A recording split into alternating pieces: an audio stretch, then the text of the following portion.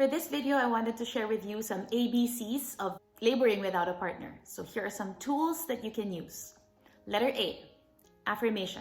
So even without a partner, learn to affirm yourself. So pat on the back, good job, good job. Okay, no, affirmation. And what I want to say about this is the mind is so important. The mind has the capacity to influence your emotions.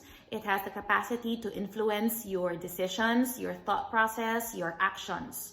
Okay, so if there are verses that you have that help keep you at peace, help keep you focused, and do so. If there are quotes or sayings that can help you, and just the reminder that you are capable of doing this, you are designed for this, just affirmations of strength and of courage, of hope, of peace, of your design for birth and for having baby and taking care of baby. So these go a long way. Your mind is so powerful that it can influence a lot of how your labor goes. Letter B, breathing. Breathe.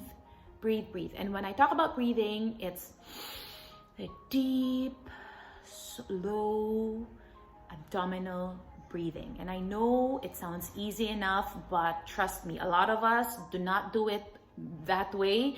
We usually have shallow breaths. We usually have fast breathing, or just they're not deep enough. They're not slow enough. And so the deep abdominal breathing and slow breathing actually helps produce endorphins that are our body's natural painkillers. So it also helps keep us focused and relaxed. It helps us keep our rhythm during labor. So breathing, it's not just good practice during labor. Actually, yeah, you can do it now. When you have a hard time falling asleep, I practice this. I usually have a hard time falling asleep because I think a lot. So I have to do deep and slow abdominal breathing until I can get myself to fall asleep. Letter C, change positions. Okay, so even without a partner, you are able to, as long as you're able to move. If you have the freedom to move, then move. If you have the freedom to change position, then change position. If you think about changing positions and movement, think a lot. Okay? And I don't mean like think a lot and overwhelm yourself with a lot, but LOT. Lean forward, open up, meaning open up your pelvis. Imagine your cervix opening up. Okay, open up, like when you breathe and when you want to make sounds, then open it up. And T, trust gravity.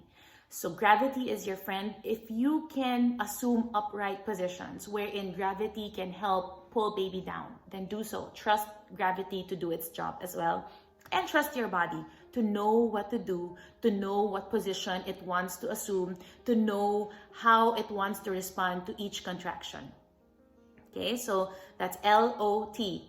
Lean forward, open up, and trust gravity, trust your body. And yeah, I just did ABC. So those are the ABCs. Again, affirmation, breathing, and change positions. Another C that I want to add as a bonus is communicate. Communicate, express your fears, ask your questions, and just express yourself. And if you want to just make sounds during contractions, do so. Moan, groan if you have to, whine if you have to. No, I hope you don't whine, but yeah, if you feel like you have to moan, if you have to groan, if you have to roar, do so. If you have to ask questions, do so.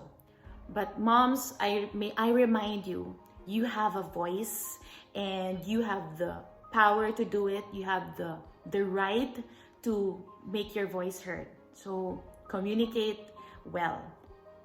Okay, so I hope those three things can help you. Just keep those in mind as you think about comfort measures and tools you can use for labor when laboring by yourself.